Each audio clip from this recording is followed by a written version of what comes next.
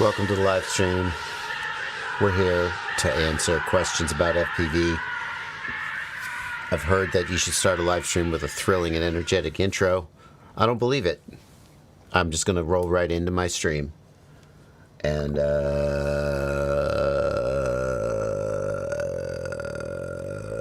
you can watch or not.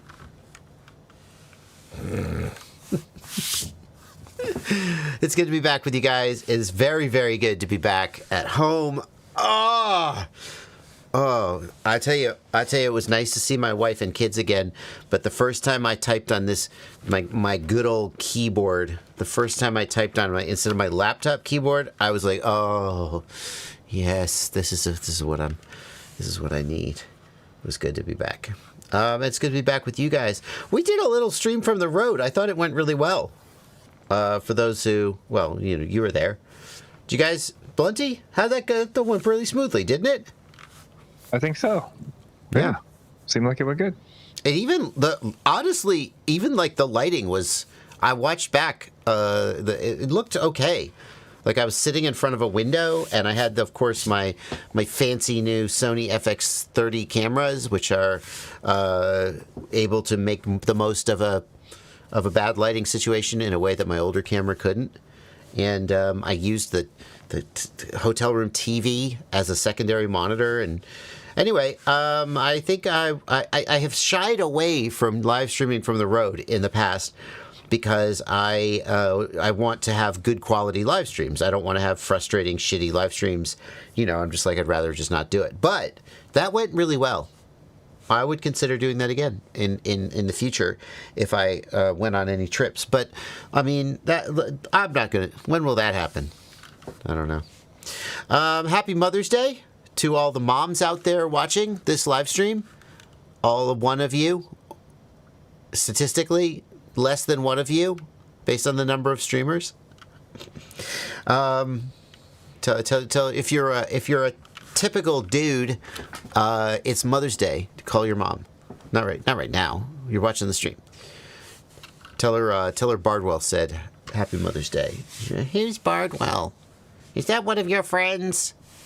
Is that one of your drone friends? You spend too much time on that drone thing. It is never going to amount to anything. Well, I guess I showed you, Mom. I started doing drones at the age of like 45. She didn't. That wouldn't stop some people's mother from saying that. Oh, man. So here's what we're going to do.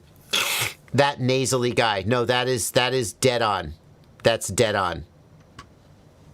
The nasally guy. It is what I have, the voice that I have. Yeah. We're going to answer your questions. Boom. You'll ask questions in the chat. Leave a super chat. Hit the $sign if you want me to read your question. Otherwise, we will just pick the questions that we want to answer. Blunty's got them queued up already. And, yeah. Let's do it. Let's get on it. First question is going to be from Gilly in the Discord. My quad got run over by a car, lol. The DJI 03 that was in it turns on, connects to the goggles, but screen is black and says calibration error. Tried calibration, still gives the error. Any tips? Get a new camera. From what my best guess from the facts you're giving me are that you have a broken camera. That the air unit is probably fine, but the camera is probably broken. And you could buy a spare camera. It's like $100, but it's still cheaper than an 03. We've got a picture here in the Discord. Oh, wow. Okay, hang on. Well, I'm starting to reconsider my advice after seeing what your camera looks like. That's pretty bad, dude. That's pretty beat up. And then we've got, here is the air unit. Like, it's possible that air unit is fine. We can see the... What do you mean? I don't know if you were trying to show us that, like, on the stream. It seems to me like I'm sharing my desktop right now. Oh, did you send me the wrong stream? Oh, maybe I did. Oh, shit. Yeah. Hold on, Blunty. I think I did. Sorry, guys. That's my bad. Oh, yeah, no, I did. I fucked it up. Boink. Great. Yeah, nope, still not there. Boink. There we go. Radio. Okay, let's try that again. Thank you, Blinty. It's possible this air unit is fine, and that's cosmetic damage. Like, you could easily take these 4 screws out and look inside at the circuit boards, and it may be okay. It seems like the air unit is transmitting, but the black screen and the calibration error indicates that the camera is not talking to the air unit. We do have some damage down here, right? So it may be that this MIPI connector is damaged. It's a tough one. Like, I don't even know if you can still buy a spare O3 camera, to be honest with you, because the O3 is out of production now that the O4 is out. So I would probably... That's a tough one. Because then you spend $100 on an O3 camera, and then if the air unit is messed up, that's a tough one. It's possible that the air unit is okay, but there's no way to be sure without swapping in some hardware. That's a judgment call. I don't know if I can advise you which way to go on that judgment call. Yeah. Just in case there's any confusion, when I said my quad got run over by a car, lol, I was reading the message. He put the lol in the message. I'm not lolling. I mean, maybe I'm lolling. Got a question here from Luca Pivic. Why is my OSD battery spiking to 4.4 volts per cell, then down to 3.2 without even arming the quad?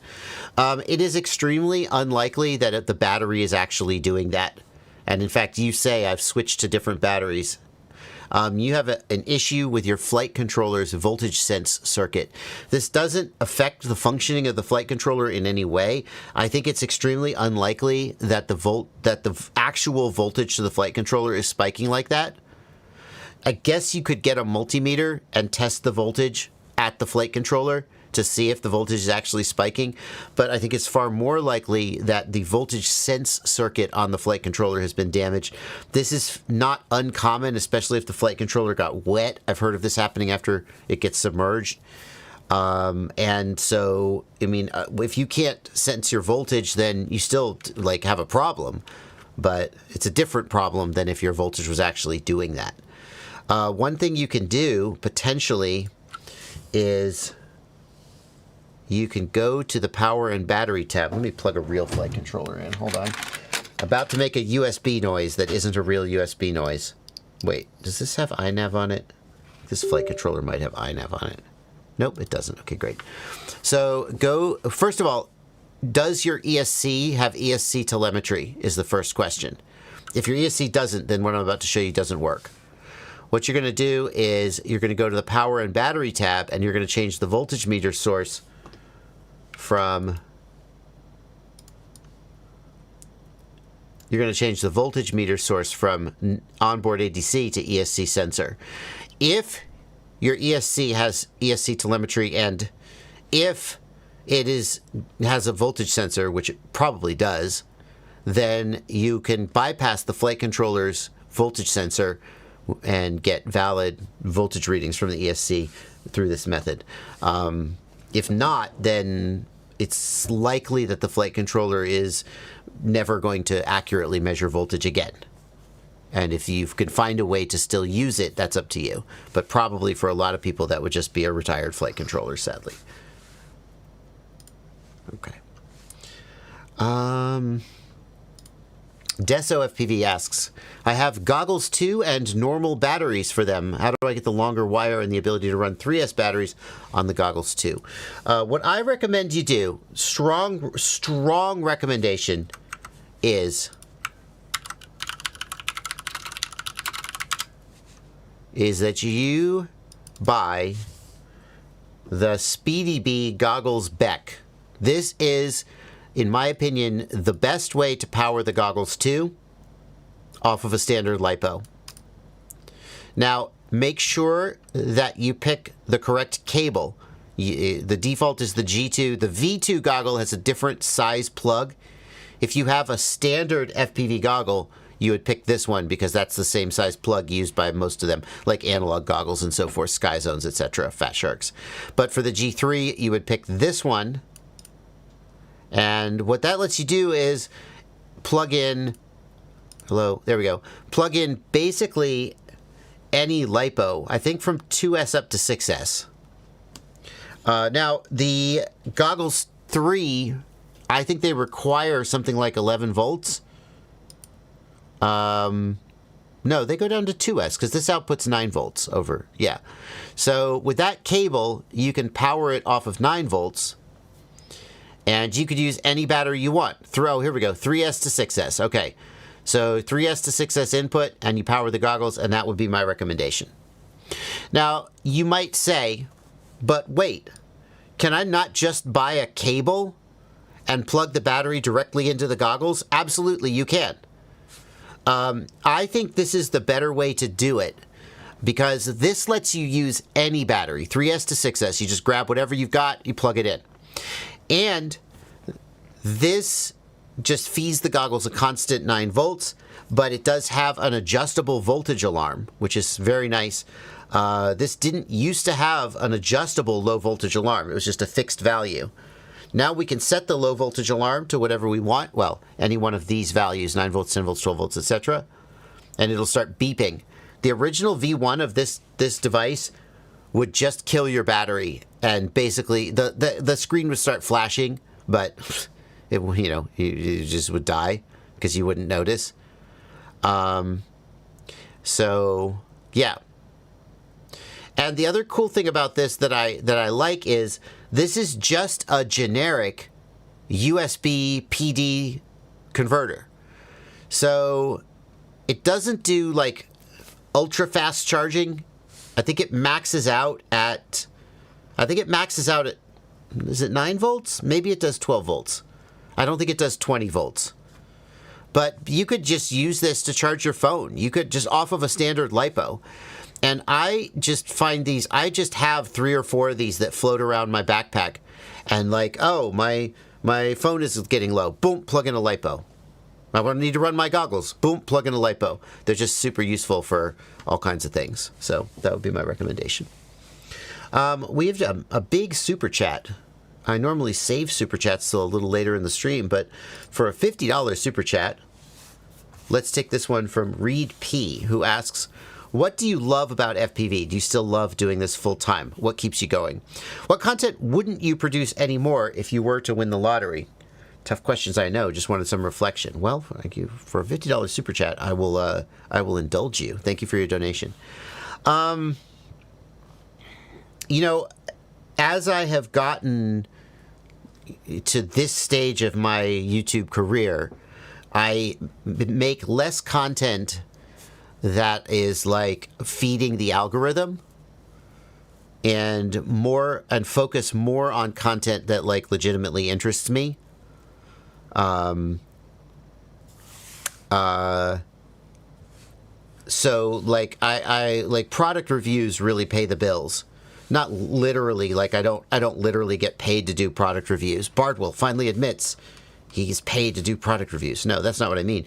But like when you do a product review, then you put affiliate links underneath the video, and then if it's a good product and it's a positive review, people buy the product, and then you make affiliate income, and that's one of my major sources of income. Also, it's not as much as it used to be because the industry has changed, but in addition to that, people really like product reviews. People like product reviews. They just do.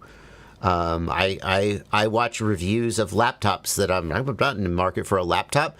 I'm just curious to see what's going on in the world of laptops. I watch car reviews for cars that I will never buy just because I like watching Thomas and James, do what they do. Throttle House, right? Yeah, you know what Throttle House.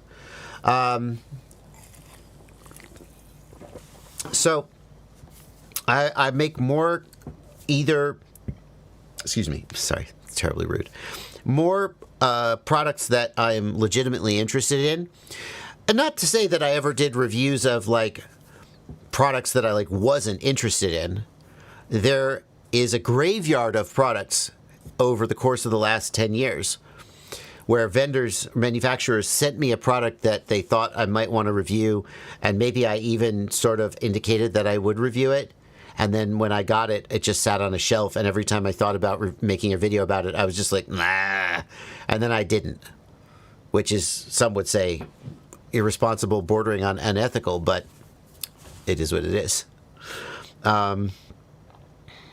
So I never did reviews of products that I sincerely just thought were dumb or weren't interested in. I just left those on the shelf. But there definitely were times when I was like, oh boy, another 5-inch quadcopter. And like, okay, well, people will be into this. It'll make a good video.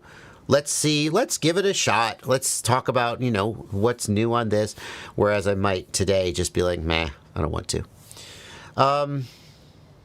Do I still love doing this full time? Yes, absolutely. Love it. Love it.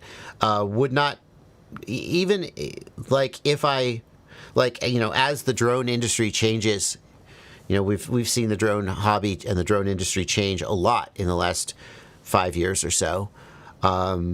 Regulations came in, remote ID came in, and that had an effect. Some people left the hobby. It had an effect on sales. It had an effect on YouTube algorithm. YouTube views and so forth. Now we have this bleed over into the military use of drones, which is giving people, it's affecting how people see the hobby and how people participate in the hobby. And certainly there's arguments that the way that YouTube FPV content is made today is different than it was. And if I were to look at that and go, yeah, I think I'm going to, do something else, I feel like if I were to go into a job interview, the first thing I would say is, like, I have this YouTube channel and I'm going to keep making YouTube content, and that's just a condition of me taking the job. I might make less content.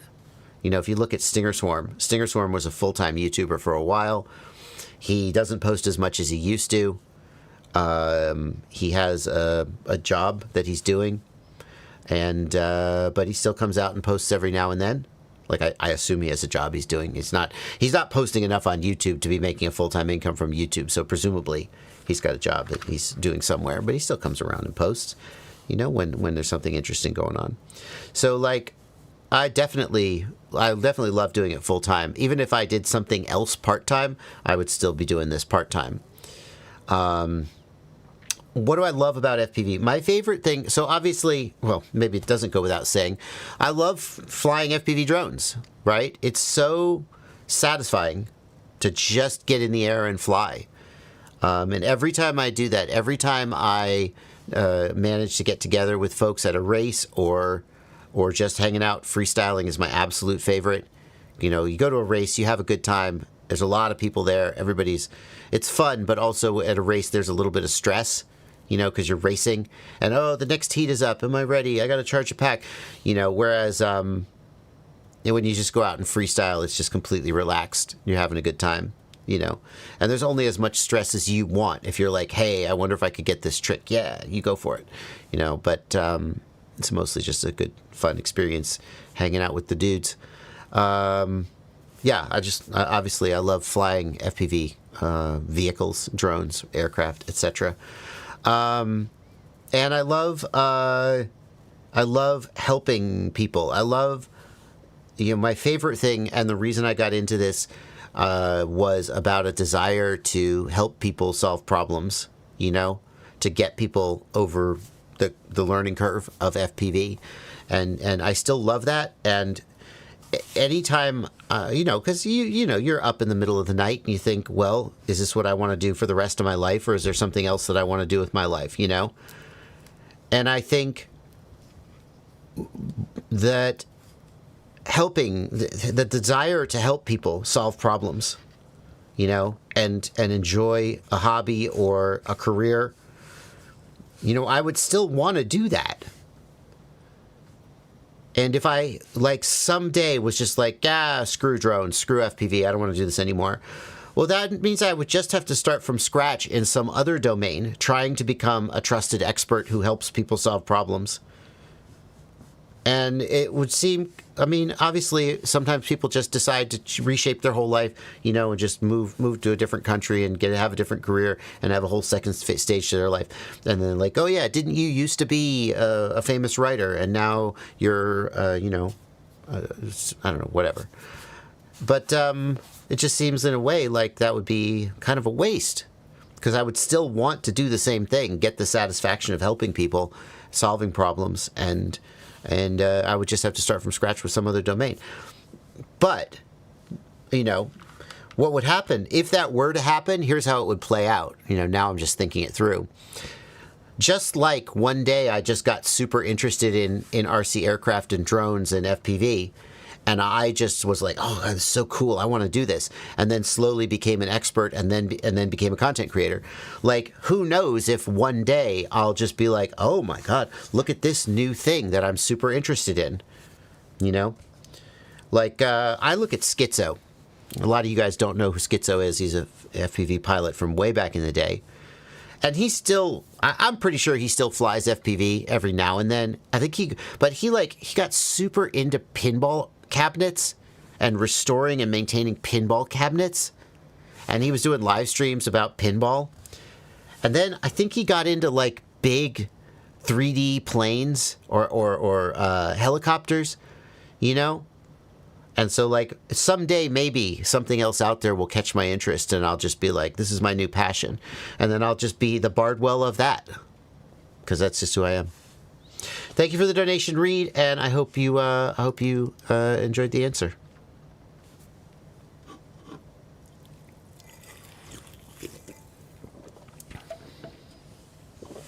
Oh.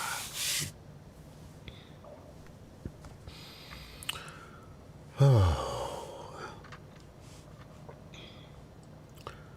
I want to build an analog long-range drone with a night vision cam. What cam would you recommend? There aren't a lot of like true night vision cams, although there are more and more than there used to be. I wonder why. If you mean like a low-light starlight camera, Runcam Night Eagle and Foxeer Cat are the two leading candidates. Night Eagle and Foxeer Cat are the two leading candidates. If you mean like a true night vision camera, I think the what is the Caddx? Caddx Infra, INFRA, is like an actual. It's not like you know, like military night vision. Although its low light capability is so good that if you were to combine it with an infrared illuminator, the Caddx Infra would make a heck of a set of like cobbled together night vision goggles. In fact, I'm sure there's someone out there who's done that in a YouTube video. So yeah, Blinty. I want to throw out real quick. There is a new product from Caddx called the Caddx FPV Gazer that is coming out soon, and that is a true night vision camera, from my understanding. Yeah, I just started seeing products about posts on Facebook about that. I don't even think I can find. No, I'm doing a web search. I can't even find. Yeah, hold on. You got a link for me? I don't have a link, but I have. Hold on. So Caddx, when people saw this Caddx Gazer, they thought it was a walk snail product. It is not. It is an analog camera. Hang on, let me get this.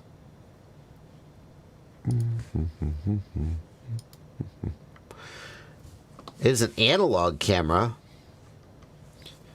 but an analog night vision camera. Now, what does night vision mean, right? Day, night. AI image enhancement. It also has. They talk about magnification and image quality, like day and night being switchable by the FC. It's kind of interesting. Up to 3 times magnification. Well, it's probably got. Well, who knows? I shouldn't speculate. Up to 3x magnification, enhanced viewing experience. Yeah. And it's got, people think this is a video transmitter, but it's not. It's that little AI processing box for the image. So. Yeah, on that image you can see CVBS input. There's like a plug there. Yeah. Oh, so you can, yeah. Well, that's probably a CVBS out to the video transmitter. I would Right. guess. But I just mean like that means it's analog. You know what I mean? Yes. We know for sure. Yes, 100%. Yeah. So these products don't exist yet. So we'll pause on like recommending them, although you would want to be aware of them if you're shopping for a night vision. Why would you need zoom on an analog camera? Asks Nostalgisk. Couldn't imagine. If it's an optical zoom, it means that you're using the camera not just to fly off of, but you're using it to like zoom in and look at things, right? And given the low resolution of analog, zoom makes almost more sense on analog than digital. So there you go. Runcam Night Eagle or Foxeer Cat for a typical Starlight analog experience. By the way, those can be combined with an infrared illuminator, although you said you're building a long-range drone, so infrared doesn't count when you're high up in the air because there's nothing for the infrared light to light up. Caddx Infra, if you want the next best low-light camera, it's even better. And then there's these new products that don't exist yet, but you should be aware of. Should I buy the GoPro 13 or wait for the 14? Amadeus FPV. Amadeus, this question has been asked throughout the years. Should I buy the GoPro 7 or buy the GoPro 8? 8 or 9? 9 or 10? It just goes on and on and on. It is the song that never ends. It's the hype train. The answer to that question depends on where we are in the release cycle, and I legitimately don't even know when the last one came out. If it is close enough to the likely release of the next one, then you should wait. Because even if you want the 13 will get cheaper just before or right as the 14 releases, and you'll save some money. But if the 13 just dropped and the 14 is 12 to 18 months out or more, you could go ahead and buy the 13 because waiting is just take too long.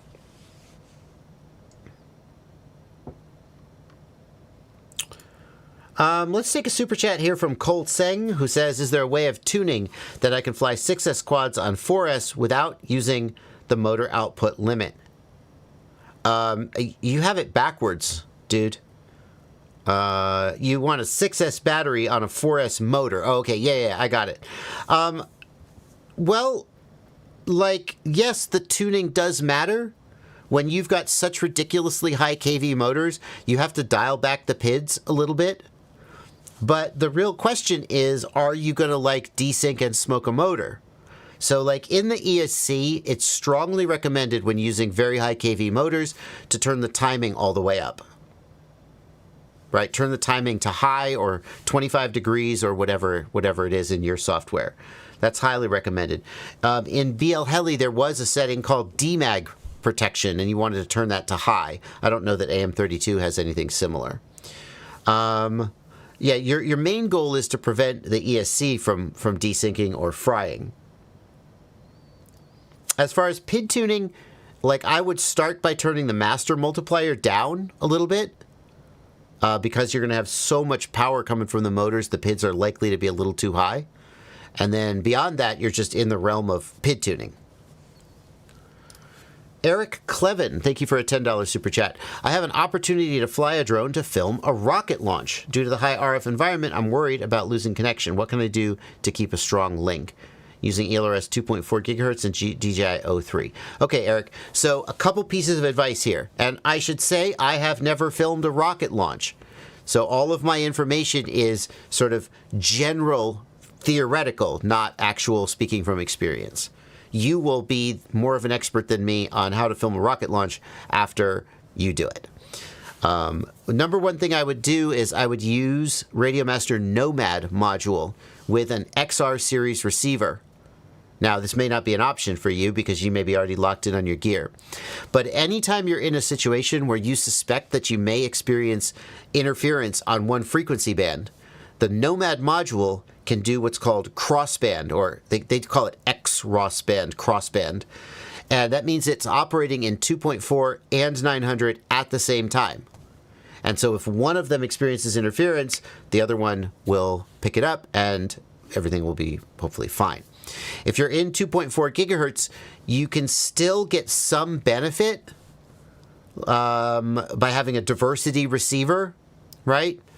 And it may make sense to use the D packet rate. A D packet rate will duplicate each packet, but it's using FLRC modulation, so I think that's going to have so much worse signal-to-noise ratio, or so much worse sensitivity, rather, that I don't think it's worth it. So I would use 50 hertz, which is the maximum sensitivity, and it's going to give you the best ability to have the best range and the best noise resistance. Use 50 hertz, use maximum output power, 1 watt. If possible, use a Nomad module with an XR series receiver and use a crossband so that you're on both 900 and 2.4 at the same time. And then finally, definitely have GPS rescue, right? Have GPS rescue and test it thoroughly before you go out there the day of. Because, like, the worst case scenario would be that you get the shot and then you fail safe and your drone goes down and you lose the footage, right? Horrifying. So, those would be my recommendations. Anybody in the chat have any other good advice that I overlooked? Use a fiber tether. No. That would just, you can't use fiber. You just leave the fiber optic cable all over wherever it is that you're flying. Not acceptable. Not acceptable. Welcome, Jason Levin.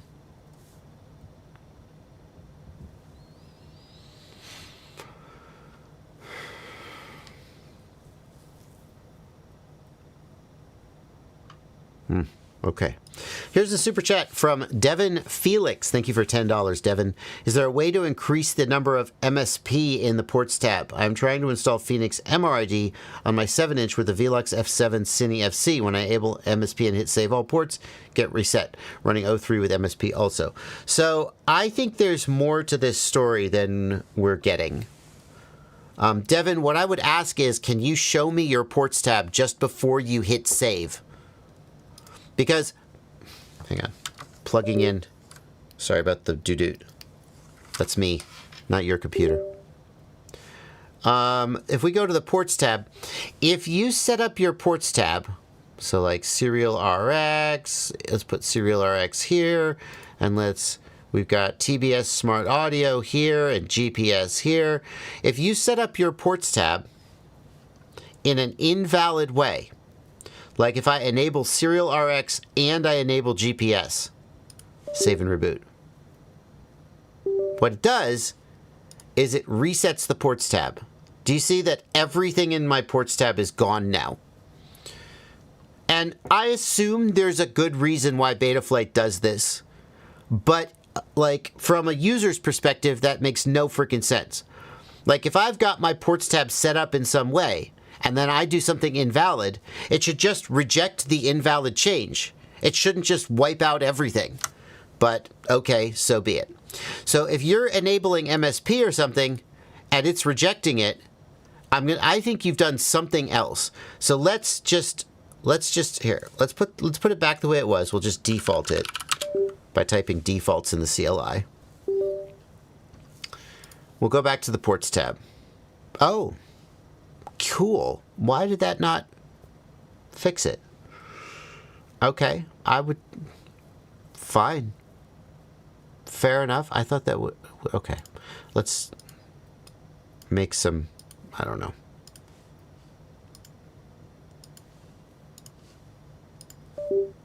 Okay.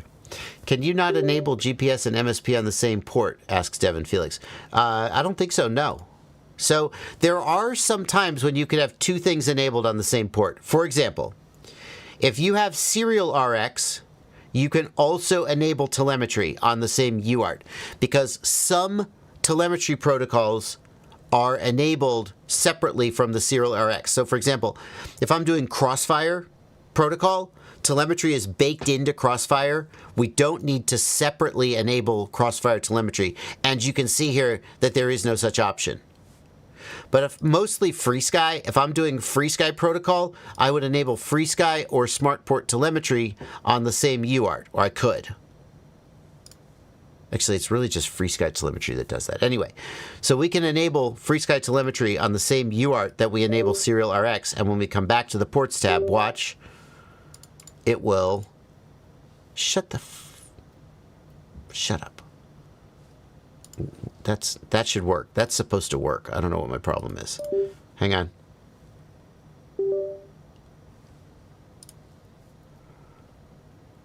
Come on. Okay, now let's go to... FreeSky isn't on the same UART, right? Like, FreeSky would be on a separate UART. SmartPort would. Oh, Yeah. maybe it's because of this.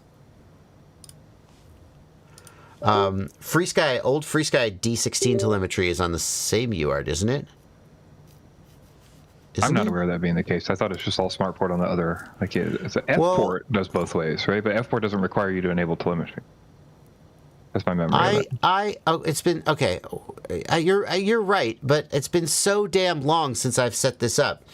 I swear that we used to do this. We would put telemetry on the same UART. Oh, I can't remember what I'm thinking of though. Anyway, it would have been before me. Yeah. Yeah, where I'm just misremembering. All right, well, let's let that go. So there are things that are valid. Okay, here's one that's definitely valid. If I do MSP plus DisplayPort, I can enable MSP and VTX MSP DisplayPort on the same UART. That's two things on the same UART, and it's valid. Usually, if you put two things on the same UART, it's invalid, and it resets the tab. So far, so good. Can you do MSP and GPS? Here we go. No, I don't think you can. I don't know why you would be able to. Nope. Reset the whole thing. Now, somebody reached out to me and showed me that if you do MSP, GPS, and black box on the same UART, it takes it. Let's see if that's true. They showed me in an email. I didn't verify it personally. Yup. What the frick is that all about? Something about enabling black box logging as a peripheral means it lets the rest of it slide. Is that true for any peripheral? One thing to note while we're discussing this, the other thing you can't do is you can't enable MSP on 3 UARTs, right? Yeah, we're getting there. No. Okay. So something about black box logging means it'll let it slide. But in general, if you enable two things on the same UART, like GPS and MSP, it resets everything. So that's one problem. You don't enable MSP and GPS on the same UART. There's no reason to do that. If you're trying to do an MSP GPS, then if I remember right, it's been a while since I did this, but I believe you enable MSP on that UART and you disable the GPS sensor input. And then you enable GPS and it just figures it out. Okay. So, the other thing, as Blunty points out, is I think there's a maximum of 3 MSP ports allowed. Can I do a fourth one?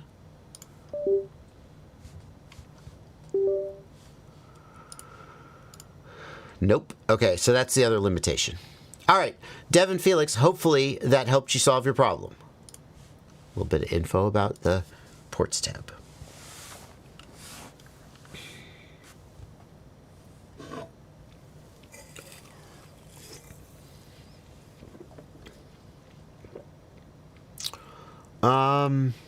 Mark FPV says, I get very variable signal at 1 kilometer away with my 868 ELRS receiver and Radio Master Nomad.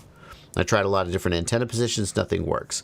I don't have this problem with 2.4 gig, and it got further on 10 milliwatts. I also tried multiple locations. Mark, are you in the US or in the EU? I pre-asked this. So he's in the EU and he's using 868, and he says he has flashed the EU firmware. Yeah, okay, well, that's all correct. If you flashed the EU firmware, then your output is limited to 100 milliwatts. Whereas on 2.4 gigahertz, so is that still true? I think that's not the case. I think, I'm not sure. I believe you can flash without getting the limit anymore. Where, so you, like you could always violate the limit. Yeah, like I think you can still set it to 1 watt. If you flash LBT, like, gotcha. You know, it's not, okay, it's not fair enough. I could be incorrect, but I believe that's the case. And he said he sees 1 watt, and he says both the radio and the receiver are on LBT firmware. or E Wow, from. no, covered all the bases. I wonder if it's an antenna problem then. I mean, clearly that's not the way it should be. I would be looking at antenna on the receiver. You could do the bench test. If you search for ELRS bench test, the ELRS bench test means that you where is the bench test? Here it is. You put it on a table and you measure the output, measure the RSSI at a controlled distance, and it lets you kind of validate your hardware. Quick note for people. A lot of people don't look at the picture. Please look at the picture. Like, you'll notice things like, hey, that antenna on that drone is off of the table. That's on purpose, right? The TX antenna, a lot of people don't realize those straight TX antennas are supposed to be turned sideways, just as you see there, because that's the part that interacts with the back, the horizontal part on the drone. These are a lot of mistakes I see when people do a bench test and go, I don't have good numbers. So make sure you consider those things. Yeah, valid. So that would lead you to whether your hardware is basically correct or messed up, and some suggestions for how to fix it. But I would be looking at the antennas, because 900 megahertz definitely should have better range than 2.4 gigahertz, all else being equal. Are those the same antennas now, or is there a separate antenna for 915 and 868? Pretty sure that nobody is. They're all just shipping. They either tune it to 915 and European users can suck it, or they tune it to like 900 and they split the difference. Okay. I'm not sure which exact one they're doing. Frankly, some people have said that they're not particularly well tuned from the factory. So another thing that you could do is you could get a cheap network analyzer. You could get a network analyzer for about $200. Hang on. You can get this device, the Nano VNA. The Nano VNA can be had, well, it used to be for about $200. Maybe it's more expensive now with all the tariffs and stuff. But, oh no, Nano VNA tops out. Oh no, it'll be okay. You'll be able to do 900 megahertz, but not 2.4 gigahertz. Yeah. So. He says he bought tuned antenna specifically from a Polish ELRS store. Well. So yeah, I definitely would say do that bench test and see what you're seeing there. And if you have another receiver, try to compare. Make sure. Presumably the antennas are good then. I'm running out of options here. Do the bench test. That's how I would start. Let's see here. Does anybody have an idea when HD0 is getting more Box Pro goggles? They're out of the regular ones and tariffs aren't helping with all that. I can tell you that many stores are holding back on accepting orders from out of the country because they don't want to pay the tariff. So it's like, I know I'm not going to name names because I don't want to like shine a spotlight on anybody specific because it doesn't really matter. But I know of stores and or manufacturers that have product ready to go in China, and they are saying don't ship it in hopes that the tariff situation changes, because they don't want to get stuck with 145% markup on their product. So it's possible that that's happening. No one can predict when more will be available, though. No one can predict. So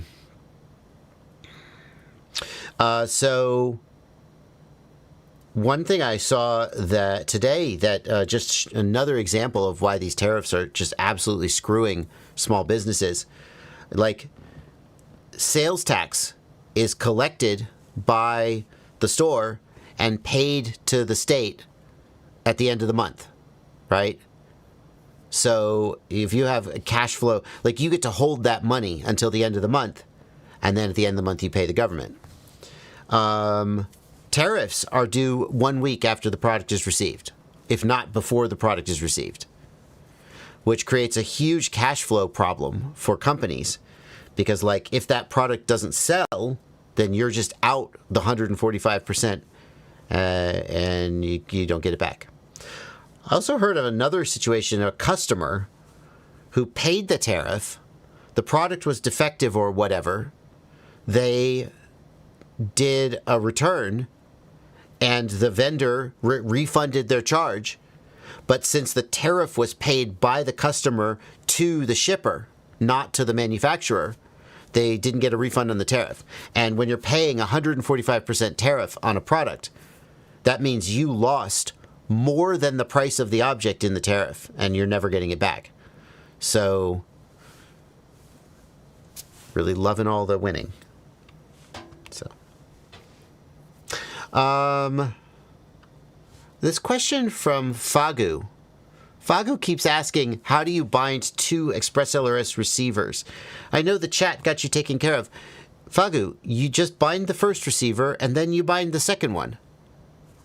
And then you bind as many more receivers as you want. There's no special procedure. You can bind as many receivers as you want.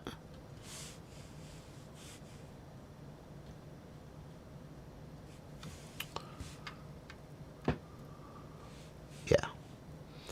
Can I plug an O3 into a GPS port? No. The O3 requires minimum 9 volts, I think. Maybe minimum 7 volts. GPS typically is 5 volts.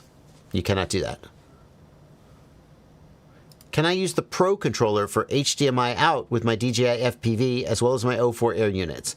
No. The DJI FPV has the O3 in it, and the O3 uses a different handset for HDMI out than the O4. I don't remember. One of them is the Pro controller, and one of them is a different one whose name I don't remember.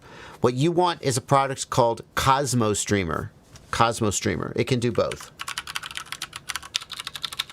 If what you want is FPV, and by the way, it's way cheaper than the Pro controller. You want Cosmo Streamer? This is the name of the product, cosmostreamer.com. It can do HDMI output from an O3 and an O4, as well as many other things. And you can buy a pre-made box, I'm pretty sure. Cosmo Streamer for DJI goggles and drones, $349. You can also make your own, and it's cheaper. It's just a Raspberry Pi. Ooh, that is a nice box, though. That is actually really nice. So I have mine, and it's just a Raspberry Pi in a plastic case. This is kind of sharp. I'll tell you what. Anyway. Yeah. Good looking box. Power everything. So anyway, $340. If you're considering buying the Pro controller, which is like $700 or something, maybe even more, this is a bargain. Buy this. You can do what you need to do and more.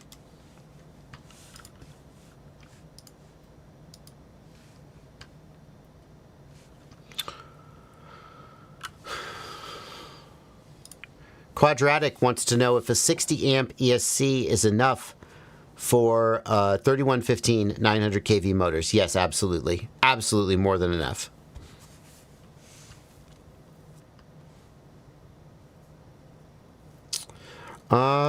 My friend is telling me not to buy 4S lipos. Are they really that bad, or is it worth it to spend double on the same specs? Oh, your question is don't buy CNHL. Your question is, should I buy CNHL batteries, or should I spend twice as much on a different brand? No, CNHL are fine budget batteries. Now, the thing is, there are various lines of CNHL batteries. You could be looking at a shitty one. Which one are you looking at? So FPV batteries. 220 to 250 millimeter quad. That seems about right. But look, here's the thing. CNHL Black, 1500 milliamp hour, 4S, $22. That's a great battery. Okay? That's a great battery. Just get that. Here's a Speedy Pizza Speedy Pizza, also very good. $20. That's a great battery. Only 1 unit left. Oh, well. You won't be buying that one. I don't remember what's different about the Mini Star. Mini Star. What's different about the Mini Star? It's like got this the 120C Mini Star, 130C black. I would get the black. I don't know. I don't think I like the Mini Star. No, there's no reason to spend twice as much. No reason whatsoever. CNHL makes good batteries. The CNHL black is a good price and good performance. So absolutely buy it.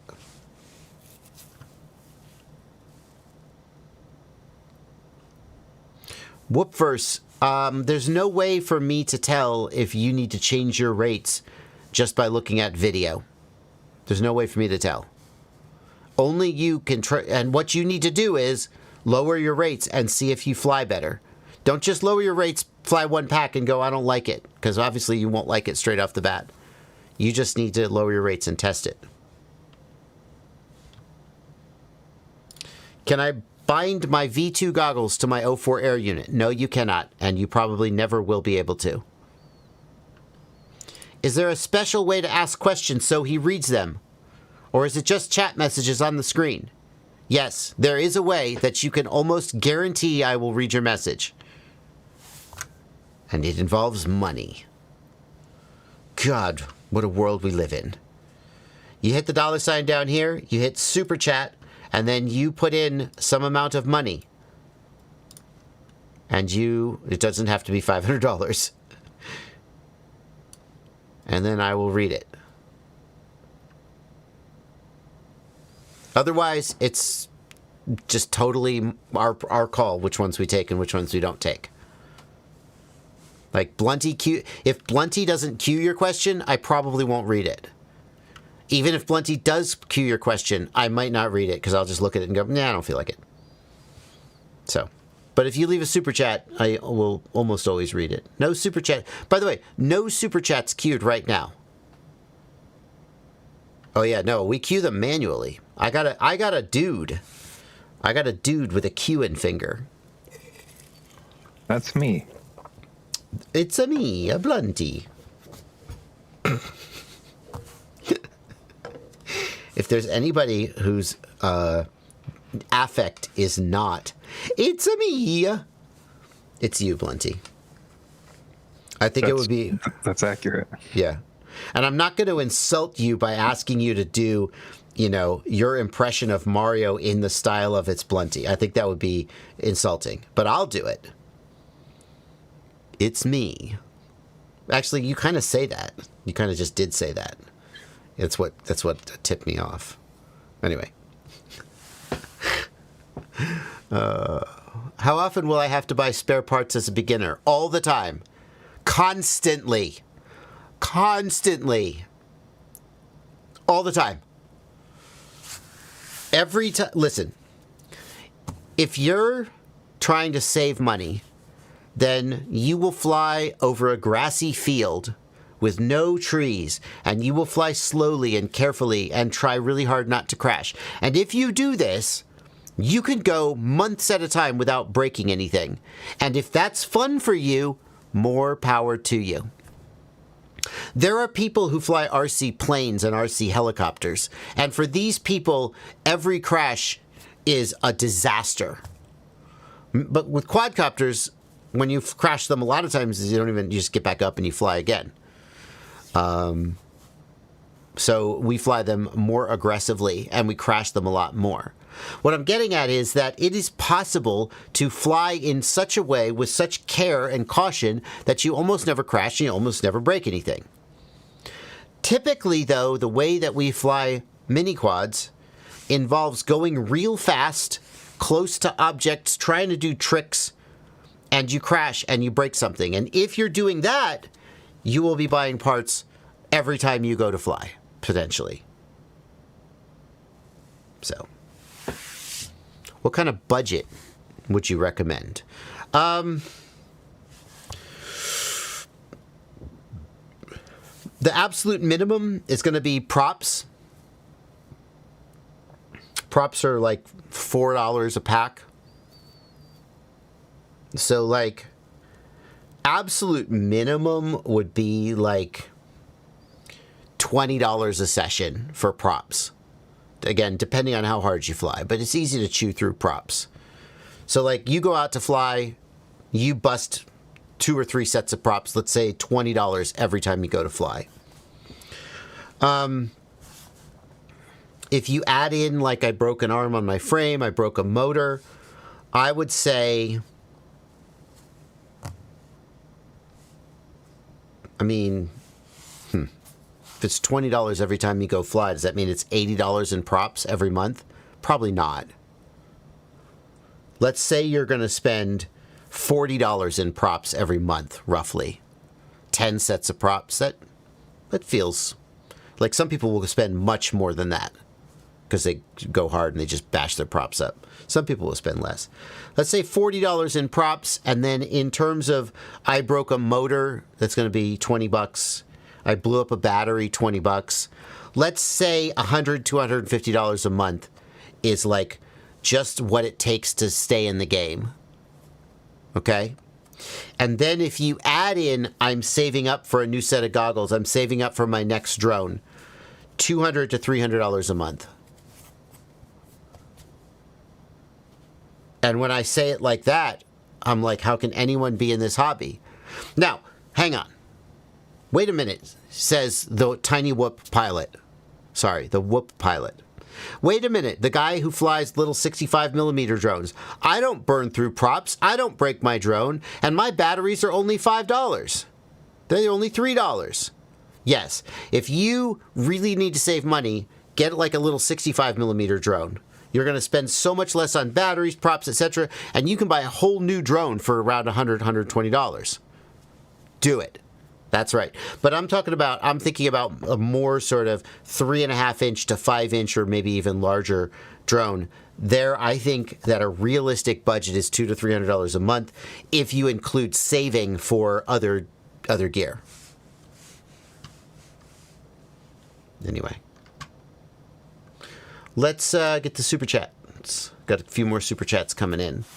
Wargaras says, thank you for 10 Canadian dollars.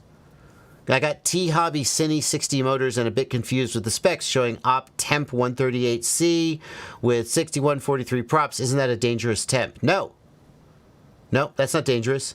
I mean, the enamel on the windings is typically rated to something like 200 Celsius.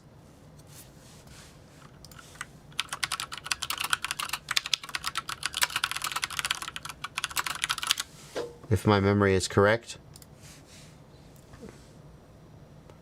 Enameled copper wire. So there's different ratings from 105 degrees all the way up to 220 degrees or even 240 degrees plus. So there is enamel wire rated to that temperature and higher. Presumably that's what the manufacturer is using. And the way that motors fail from heat is that the enamel burns on the windings and creates a short circuit. So, no, that temperature is not inherently dangerous. There are no KV specs. How are you buying a motor without a KV spec? What do I put in the AM32 settings? Do you really even have to? Do you really even have to put that KV setting in?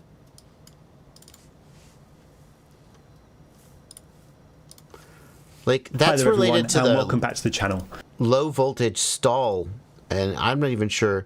I would be surprised if it's mandatory for you to put that in. Let's see what Chris Rosser has to say. The final setting we're going to look at is called motor KV. I've actually been wondering about this recently because like lots of people are just going to take their ESC, not change that setting, and just run the defaults. So if that was like a showstopper issue, that would kind of be a big deal. And what this setting actually does is it controls the amount of throttle the ESC will apply to the motor at low RPMs. The lower the KV setting, the more throttle the AM32 ESC will apply to the motor at low RPMs to cause it to accelerate. And so this setting is somewhat similar to ramp-up power in BL Heli 32. Interesting. Apart from a lower motor kV setting corresponds to a higher ramp-up power. So this is something that you need to look at and tune quite carefully, because just reducing the motor kV and dumping more current into the motor to try and get it to accelerate faster works up to a point, but at some point you saturate the motor and then all that extra current just goes into heat, and that can cause the motor to get very hot. All right, well, let's not sit here for 15 minutes and watch this. I will do that offline. It does seem like it's necessary to tune this setting, which I'll bet a lot of people aren't doing it. So he's got some recommendations on 3-inch motors, 5-inch and 7-inch motors, and don't leave motor kV set too high. So you do need, well, hang on though, your Cine 60, what motor is that? It's for a 6-inch drone. So it's going to have a lower kV. No, it probably needs to come down. But naturally, T-Motor doesn't publish their god-dang specs. So how annoying is it? What is the size of this motor? Not going to tell you. We've got the outer dimensions. We got the kV. How could you not tell us the kV? Obviously, we need to know the kV, T-Motor. Why wouldn't you tell us the kV, you annoying company? Well, no, that's with a prop on. It doesn't even tell us anything. So here's what you can do if you really want to know the kV. A simple thing to do is you take the motor on the bench, you take a multimeter, and you set it to AC. And you take the 2 multimeter leads and you alligator clip them to 2 of the motor wires. Then you spin the motor at a known RPM. The easiest way to do this is you chuck the motor shaft in a drill, chuck it gently so you don't mess up the threads, or maybe use like a little piece of rubber or something. But you chuck it in a drill and you spin it, and then what you do is you have a tachometer. Oh, you don't have a tachometer? And you measure the RPM of the motor. That gives you the most accurate reading. I've done this in a video before.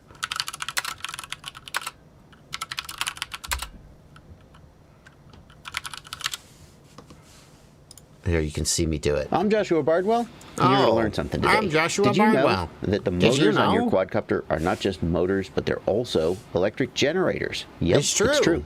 And you can use this quality to test whether the motor is Look at my downward-facing camera. It was a handheld camcorder. No shelves, no lights. damaged My or God. not. That's what we're going to learn about today. Look at this Stay room. tuned. Stay tuned, everybody. It can be pretty so you want to test the motor. And some people say that you should test the Okay. If I'm really concerned with precision, I might hold the tachometer in my hand while I was running the test, or I might even rig up some kind of a system to hold it at a constant measure the RPM of the motor. That's overkill for what we're doing now, etc. Then we chuck the Now motor what I'm in the doing drill. is I'm going to be really on the motor, insert the motor in the threads, and it is in AC voltage. It's going to be measuring AC voltage. 3 wires. I'm just going to pick any 2 at random. And then Carefully in my hand, and I'm going to begin to spin the drill. Oh, the motor wasn't quite sent. We'll see the voltage will rise until I reach full RPMs, 2400 RPMs, and I get just about exactly half a volt. Okay, so if you know the RPM of the motor and you know the voltage it outputs, then you can calculate the RPM. Now, one thing you have to do, you have to multiply by 1.4 because the voltage that you measure is the root mean square voltage, and the kV is based on the peak voltage. So we would take, was it 2400 RPM? So we'd take 2400 RPM kV times volts, volts divided by kV. Yeah. Wait, kV times volts equals RPM. Therefore, RPM divided by volts equals kV. So 2400 divided by 0.5 volts times 1.4 divided by 1.4, that's too high of a kV. That seems about right, 3400 kV. Yeah. And that's how you can reverse engineer the kV. Anyway, But it's lame that they make you do that. According to DFR, it's approximately 1500 kV, says Crom. Thank you, Crom. Or you could just do some Googling and eventually you find it. Thank you, Crom, for finding that for us. Approximate 1500 kV. Well, it's still good to be able to figure it out. There's also an 1155 kV version. I still have that drill. It's a good drill.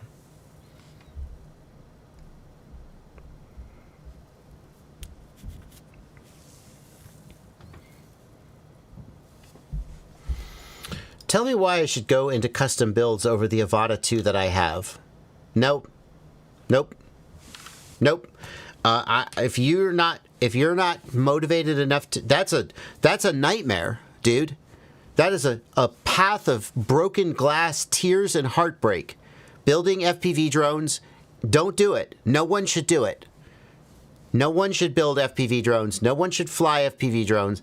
It is a money sink. It is a waste of time. You get to fly for 20 minutes. You break your drone. You have to spend $100 and 3 hours, 4 hours fixing it. Sometimes you run into a problem that you don't know how to solve. And then you just sit there and you're sits in the closet and you don't know what you wasted all that money, and your wife will leave you. Your dog will pee on your foot, and you'll just be sitting alone in a room with no money and a bunch of broken FPV drones wondering where you went wrong. Listen, the only people who should fly FPV drones are people who sincerely want to, because for them, the enjoyment of the hobby is worth the heartbreak and the money. Or maybe they actually are such a masochist that they like fixing drones and working on drones. And those people should 100% do it. It's amazing. I happen to be one of them. But if you come to me and you say, convince me. Nope, not going to do it. Because then you'll be like, you know what? Bardwell makes some good points. I'm going to do it. And then you will be a whiny little baby and you will cry because you can't freaking rise to the occasion. You can't make the grade. And you will just be you'll be like, Bardwell made me waste my money. I should never have listened to him. So you listen to me right now and just don't do it. You enjoy flying your Avada. I mean this with no rancor in my heart or my voice. Enjoy flying your Avada. You seem happy. But you wouldn't ask the question if you weren't looking over at the dudes flying the FPV drones and going, it kind of seems cool. I kind of feel like I want to do that. Do you? Do you want to do it? Then you figure it out. What makes you look over at the dudes? What makes you look at your Avada and go, and then you look over there at the dudes with their FPV goggles on, going, they laugh. Don't they look like they're having fun? They're laughing. And that guy just crashed his drone and his drone exploded and he laughed. He laughed and everybody slapped him on the back. What do they know that you don't know? What are they experiencing that you're not experiencing? There's only one way to find out. Come to the dark side. DigiDude, thank you for £2. Help to link DJI FPV 3 to Pavo Femto, please. DJI, the goggles 3?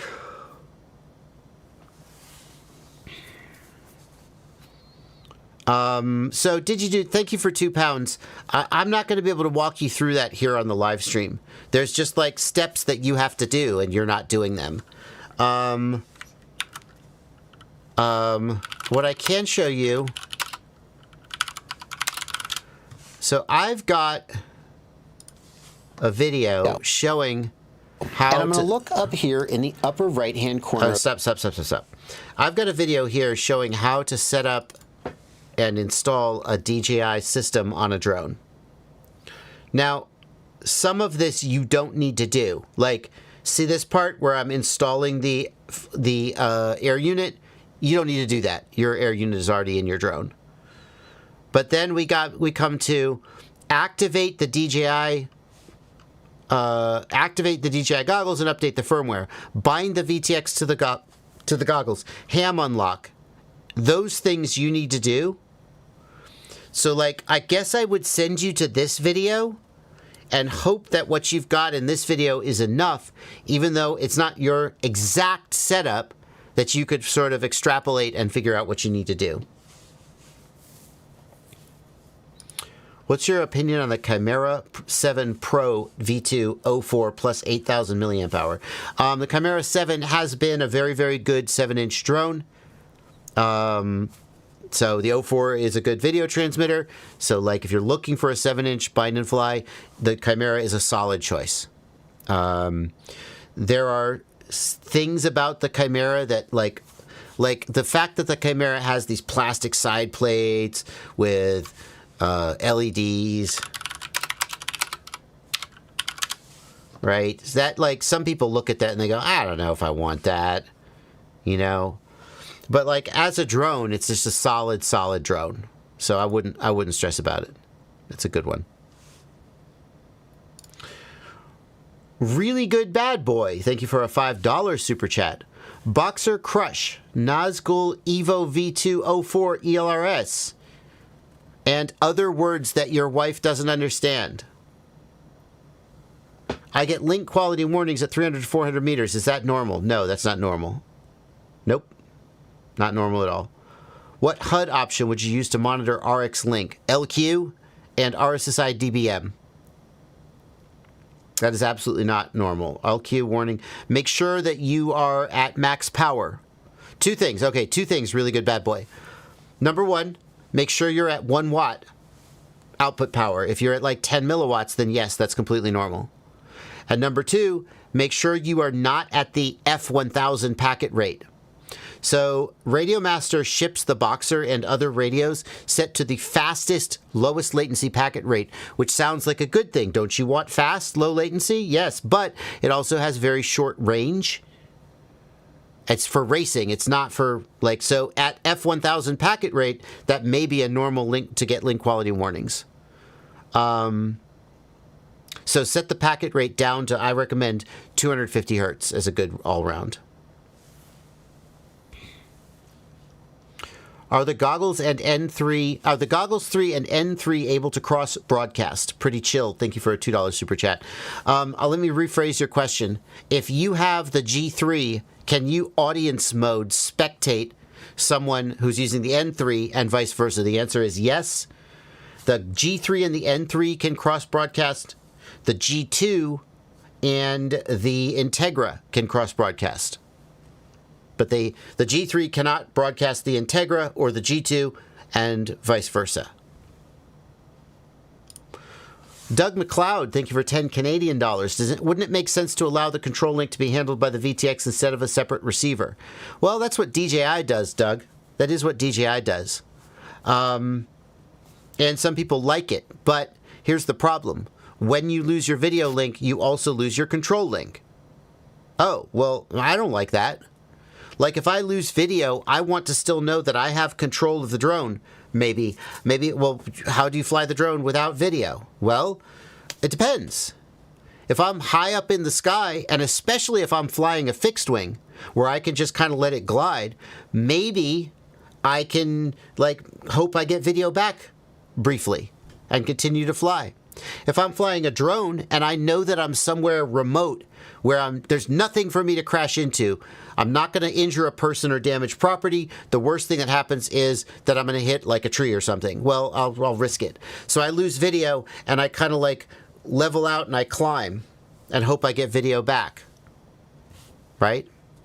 Or I go behind a building and I lose video, but I know that if I just fly straight, I'm going to come out the other side of the building. And there's nothing for me to crash into, so I'm going to risk it. I'm going to keep flying even though I've lost video. All of these are situations where I would want to have my control link work, even though my video doesn't work. The final thing is that there may be lots of situations where I am not using video. And I know this is an FPV-focused channel, so that's very like, what do you mean, Bardwell? Well, like, I could put up an aircraft that doesn't have a video system and send it on an autonomous mission, right? That wouldn't be legal in the United States, but the United States is not everywhere in the world, and there are ways to get around these things sometimes. So maybe I would want my control link to have the maximum possible range, whereas a video link will always have less range than a control link. Well, it's never say always, but a video link transmits a lot more data, so generally you'll get worse range because the more data you have to transmit, the shorter your range is a good rule of thumb. Thank you for 5 Swiss francs from Ailey Kiley. After a crash, my video stopped working on my Beta FPV Cetus X. I replaced the cable from the AIO flight controller to the camera. It hasn't helped. Then wait. Colorful static. Okay, if you have static, that means your VTX is not working. That is not a camera problem. A camera problem will usually give you black screen. Static means that the VTX is powered down or on a different channel. It sounds like your VTX died, so stop troubleshooting your camera. Sadly, you probably have a VTX that's built into your flight controller, and so if your VTX has died, it might mean you need a new flight controller, and so that sucks.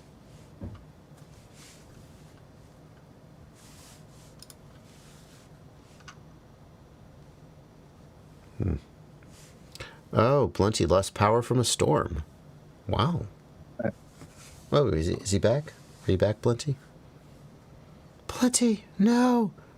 How's Henry doing in the storm? You doing good? Okay, it's been really bad storms here. Yeah. People today may not remember Henry because it's been a while since you were on video, Blunty. But Blunty has a dog named Henry, and he's a sweetheart, and was a big fan. People were a big fan of Henry.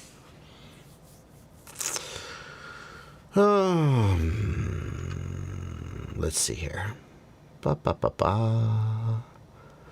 Saad Arsalan says, my DJI 03 has a red and green combined light and won't go into binding. I've heard of this enough times that even though I don't know the answer, I want to call it out. One thing that I think some people are doing is they're feeding the 03? Not 04? Are you sure you don't mean 04? I've heard of it with the 04. People are giving 5 volts to the 04, and it needs a minimum of, the 04 Pro needs a minimum of, I think it's 7 volts.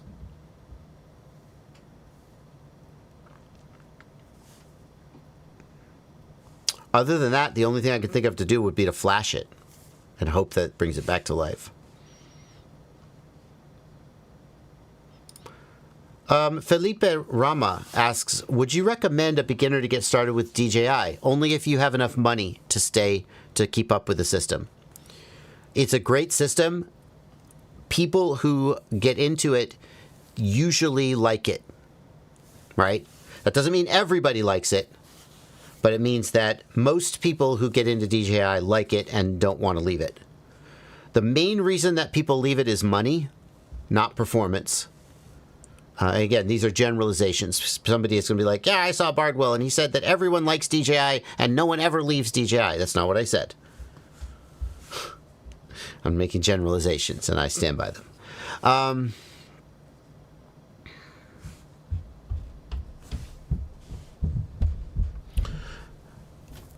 So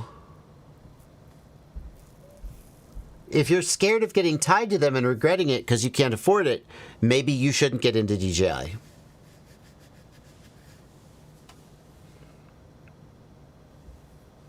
So. L. Muffy, welcome to the live stream. Do you know how live streams work? Do you know how time works? Do you understand that things don't happen instantaneously in the world? Like right now, I'm complaining at you instead of answering the super chat. Also, did you super chat? He's clearly trolling. He didn't super chat and then he sent a message that's bait, so we're going to move on. Yeah. No, I thought he was sticking up for Mike Julio. Like Mike paid $9 for a super chat, didn't get an answer. Well, if he's clearly trolling, did we block him or did we just delete his messages? Blocked. Oh, good. Okay, perfect. Yeah, thanks. Plenty, your audio is scratchy since the power cycle. I don't think it matters because we're just rolling, but just FYI. Let's get this super chat from Mike Julio. Proxima 6 wouldn't descend while carrying FX30. iFlight hasn't been helpful. Yeah. Any suggestions on what to look at? Here's the thing. Wouldn't descend usually means over-tuned. Okay? Too much P gain and D gain, and it makes it want to fly away. Adding weight usually counteracts that. So if you tune your quad with a weight on it, like a big camera, the PIDs you reach will be higher and more aggressive than if you have less weight. So if you tune your quad with a big weight on it, then take the weight off, sometimes you'll get the situation where it wants to fly away. So what was the state of your PIDs? Right? Was it on the stock PIDs? And you just, does it do this thing without the FX30? So normally adding the weight of the FX30 would, by the way, the FX30 is not a global shutter camera. Isn't it not recommended to run, what's the opposite of global shutter? Local shutter, no. The FX30 may not give you good results off of a drone, but that's obviously your decision to make. Just want to point that out. You really want global shutter on any camera you put on a drone. But anyway, rolling shutter. Thank you. So the other thing I would look at is how the FX30 is mounted. If you mount a heavy weight and it is like not stable, or if it's mounted too high above the CG, it can make this problem. So that's the other thing I would look at. Yaw washout suggests that it's too heavy for the platform.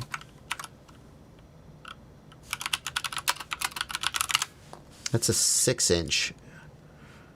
What is that made for? What camera is that made for? It's a HD Cinelifter. Huh. $1,900. Jesus. For $1,900, I sure as hell hope it flies amazing. Man.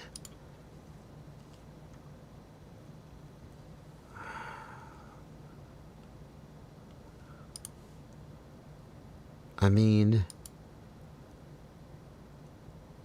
I really, this,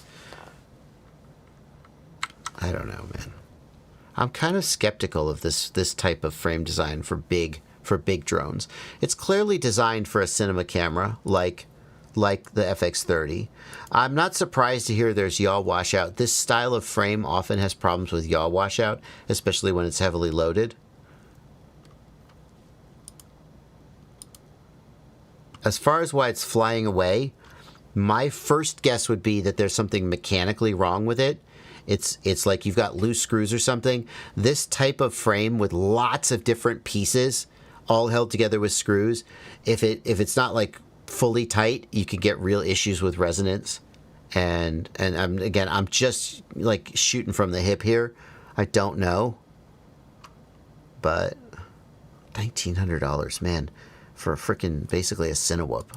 I guess you might need enclosed props for like a certain type of work.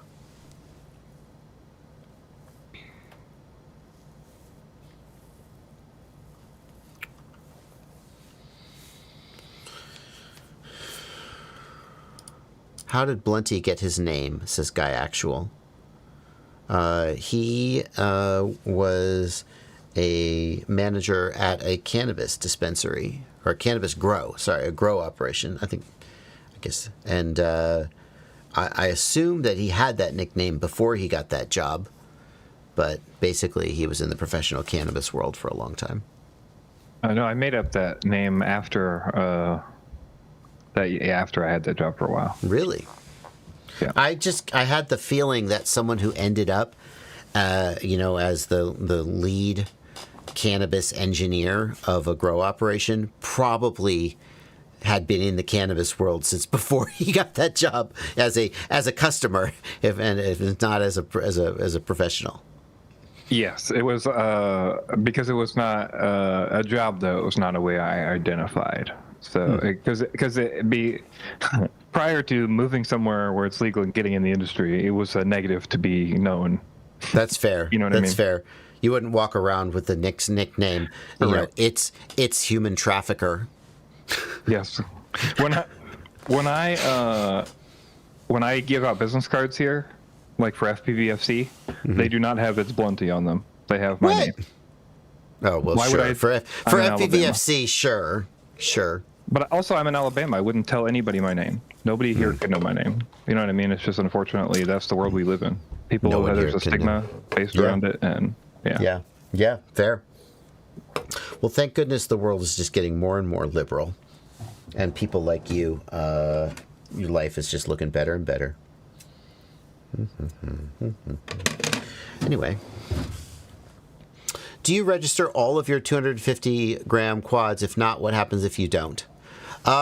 Yes. I register all of my drones, whether they are 250 grams or not, since Part 107 operations require registration regardless of weight.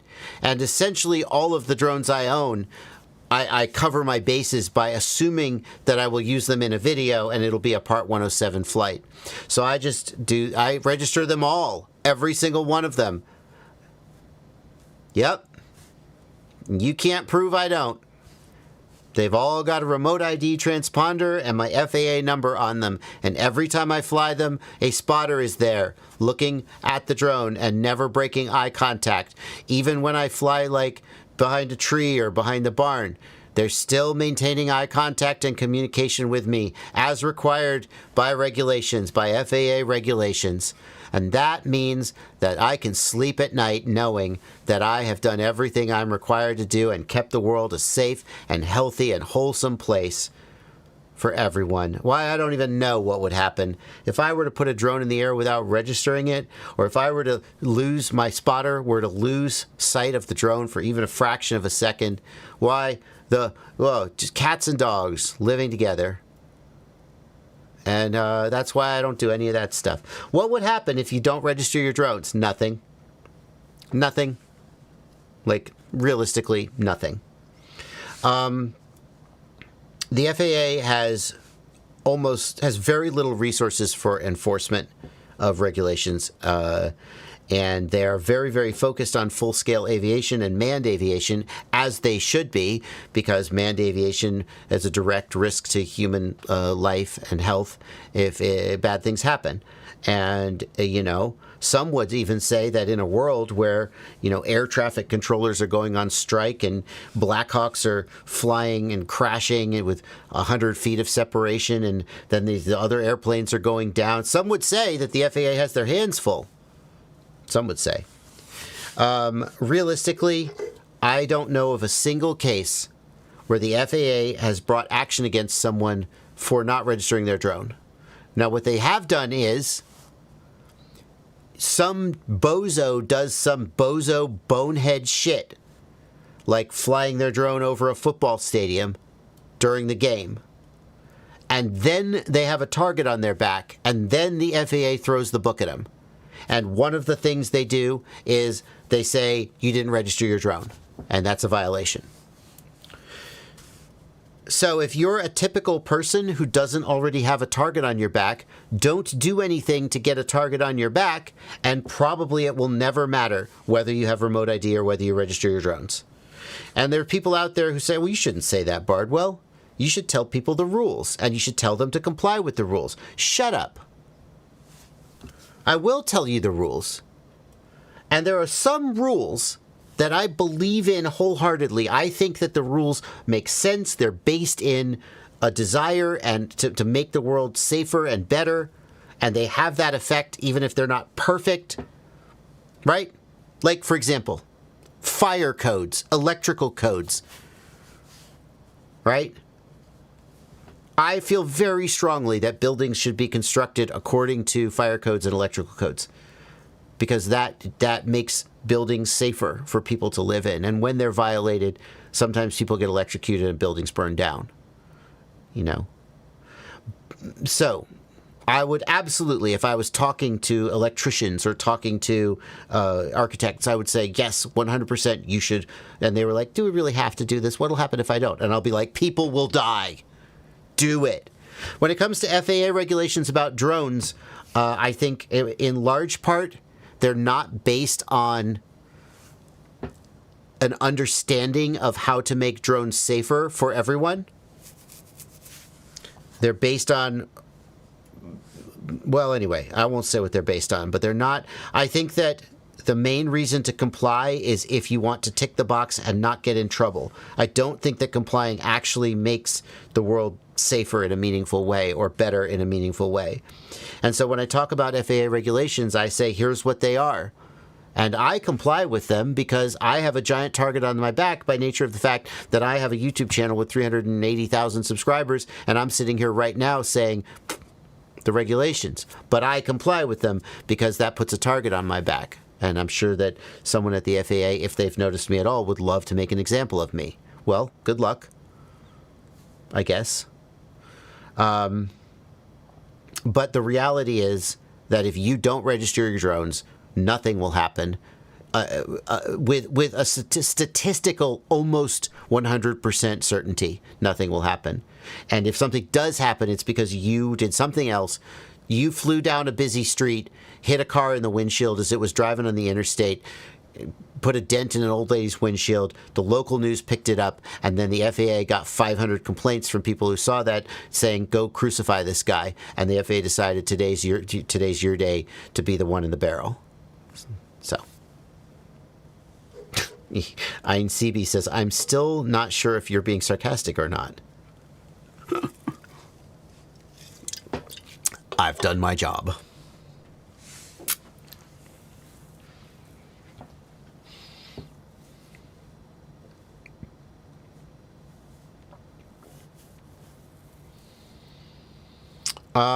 Curtis Hayes, if you are going to argue with Blunty about the interpretation of the rules, I think you're making a mistake. Blunty, not to pump you up too much, Blunty, but through his work with the FPV Freedom Coalition, Blunty is as aware and directly involved with the people who are actually writing the rules as almost anyone you will ever encounter in your daily life. So if you saw a guy that runs a pilot institute talk to the FAA administrator has said shit on interviews that is objectively wrong. The FAA administrator doesn't know or misrepresents or just had a bad day and said wrong things. The FAA administrator's statements in an interview with Pilot Institute are not legally binding on the FAA. Okay? So even if you're right that what he said, that doesn't actually mean anything. And if Blunty says there's some difference, trust me, Blunty is telling you what the rules actually say. And Blunty should go educate the FAA administrator. Yeah, just to be clear, the issue is okay, so let's just explain. What he was saying was that in your own backyard, you can fly BVLOS. You can fly behind the goggles. It doesn't matter. You don't have to have line of sight. Okay, there's two reasons why that's not the case. Okay, one is that you don't own the airspace. There's an old rule there's an old case that people like to bring up that's cause BV whatever, and that does not actually apply to FAA rules. The FAA claims they have down to the blade of grass even in your backyard, and they will fight you on it if you really want to fight them on it. Okay. The second thing is what you're asking about is something called shielded operations, okay? And that means that if you're even in a park, if you're under trees, a place where planes couldn't go, right, you could fly BVLOS there. But unfortunately, in the United States, we had a BVLOS rulemaking committee that attempted to get shielded operations into the rules. But currently, there is no rule for shielded operations that applies. We would love there to be shielded operations because it would allow us to fly in a lot of places that we can't currently. But that is not the case right now. Now, if we're talking about enforcement, the chance of you getting in trouble for BVLOS in any case is almost zero. The chance of you getting in trouble in your backyard is, I would tell you, zero. Zero. I'm just telling you what the rule is versus how you're going to handle a day-to-day action. And the other thing I want to mention, Because there's two differences. Hold on one second. Sorry, I apologize. I've interrupted you. There's two things. You need to know what the law says, and then so that if you get caught, you know what kind of trouble you could be in. But then also you need to know the realistic chances of actually getting in trouble. Go ahead, Blunty. Yeah. The other thing is that we are about to get new BVLOS rules in the next 2 to 3 months. As far as we understand, there's going to be a BVLOS NPRM put out, and that's the rulemaking process that starts. They basically propose a set of rules and say, hey, what should we be doing here? Like, how's this all going to work, and what do you think about the rules we're going to propose? And then there's a big comment period. I've heard that they expect this comments to be more than remote ID. They expect this to be huge because this is a big deal for people being able to fly without line of sight, because remember, commercial entities also want this, right? This is a big thing. Like, if you can fly without line of sight, it's big for everybody. You don't need exceptions and exemptions anymore. So we are going to be looking for that in a few months. We're going to all be asking, everybody's going to be asking to comment, put forth information about that, and hopefully we'll get new rules that allow things like shielded operations and more exceptions for recreational activity. Nice. That's actually good news. I didn't know that. So I always appreciate the work you put in, and you and the guys at the FPVFC, and keeping us informed. Also, go ahead. Also, as you said before, it's not your fault that you heard that and it's wrong, right? The FAA often gives out wrong information, especially in interviews. The interviews are terrible. They just say whatever sounds good in an interview because they know nobody cares, it's not legally binding, and it won't ever matter. Yep. It's shocking the amount of wrong information they provide. Some would argue that it's intentionally a form of propaganda, misleading. Now, that would require you to know what's in their hearts and their minds, which you can't. But they go into an interview and they're not bound to anything they say, and they say, no, it's not that bad. No, you can fly in your backyard, of course. And everybody goes, what are people like, Bardwell and Blunty making such a big deal out of? The administrator of the FAA said it was fine. Yeah, well, but then also the actual lawyers and the actual investigators are finding people, and so... Anyway, the administrator of the FAA has been factually wrong about the rules many times in interviews, and just objectively, factually wrong about the rules. So that doesn't mean anything. You can actually, Blunty, can't you actually email an FAA field off and ask for an interpretational ruling? And they'll never actually give you, they won't ever actually give it to you. They'll always give you the most restrictive, but you can ask for an official legally binding ruling. Yeah, you could ask. The thing that I will say is typically if you really care about complying and you really think there's an issue, like this BVLS thing, you're not going to get a real answer because the answer is they don't, the answer is basically what I told you. That's what we've been told by FAA representatives. That's why we have a BVLOS ARC coming, or NPRM coming to do all this stuff, right?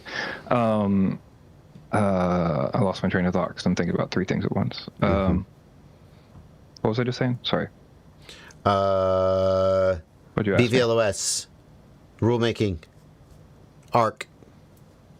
Yeah, but what did you ask? Sorry. I totally lost it. I'm reading 3 things.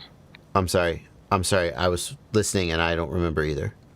Okay, great. The administrator is not legally binding. They can say whatever they want to say. Oh, sorry, the FSDO. So you do have a local FSDO, though, that you can contact and ask questions to. And the thing is, even if you don't get a legally binding response, what you may get, which I've heard a lot of people get, is a conversation on the phone that is not legally binding, but explains how they're going to interpret the rules in your area because they're going to handle the cases for you if you get in trouble. And that's the key, is that you're actually talking to the actual people who will be the ones deciding to investigate and try to find you, as opposed to the administrator. Hello, how you guys have worked in large companies. Yeah, the guy at the very top is always the super most informed one about the nitty-gritty details of the project, right? Yeah, of course. I mean, yeah. All right. Anyway, enough about that. If I press the plug into the CO4 camera, it works. This is about the Beta FPV Cinewhoop, where the camera isn't working. You said you had static, not black screen. If you press the plug into the camera, it works. Well, I guess I would try changing the camera and see if that fixes it. Yeah.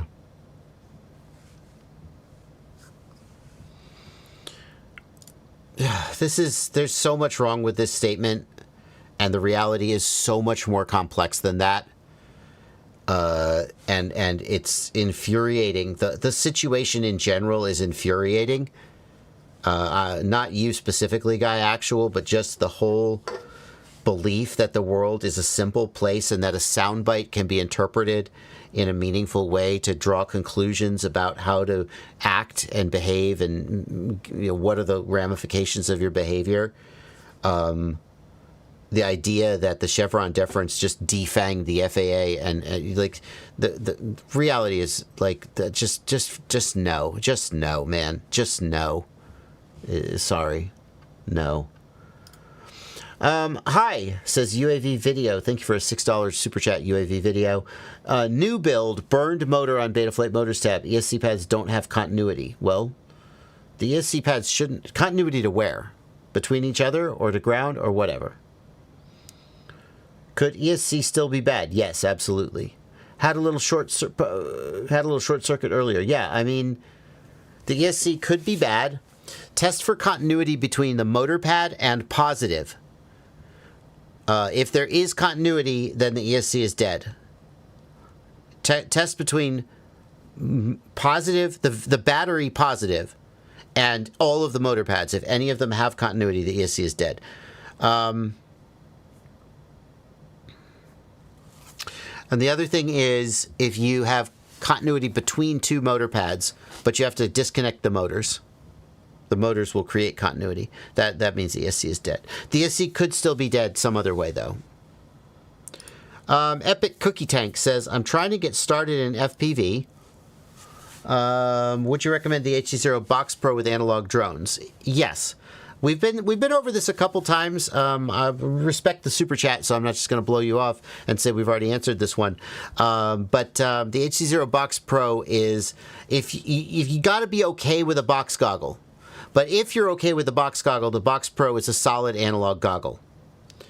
I think that many people would be happier with something like the SkyZone Sky 040, which is a binocular style goggle, and I think that's going to give a better experience to a lot of people. But the HC0 Box Pro is probably the best box goggle you can buy today, and a solid analog goggle in general.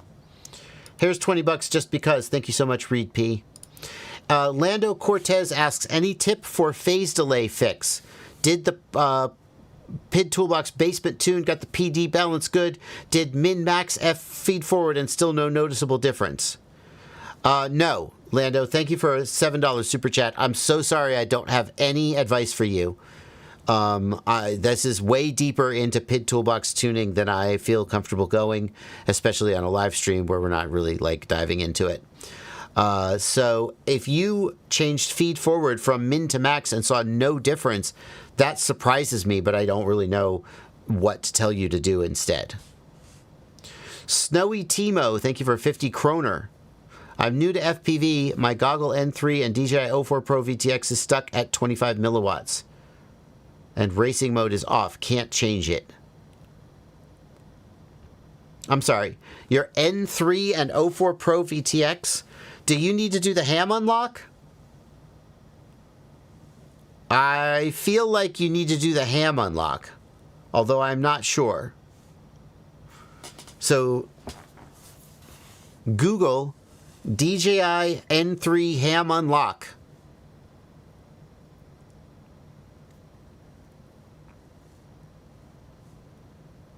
Snowy Timo, and that I think will unlock it for you. Brandon Beans, excellent point. Thank you, Brandon, for pointing out that in angle mode, feed forward doesn't work in the current version of Betaflight. You have to be in acro mode for feed forward to work. That 100% explains why he's not seeing it, and I didn't think about the fact that if he's doing the basement PID tune, he's in angle mode. Super Deluxe suggests that it's stuck at 25 milliwatts because it's not registered. Did you activate it? Do you need to activate it, Snowy Timo? Super Deluxe, the only thing I would say about that is I guess he maybe couldn't fit it in the super chat. I mean, he would get a not activated message every time he powers up. So...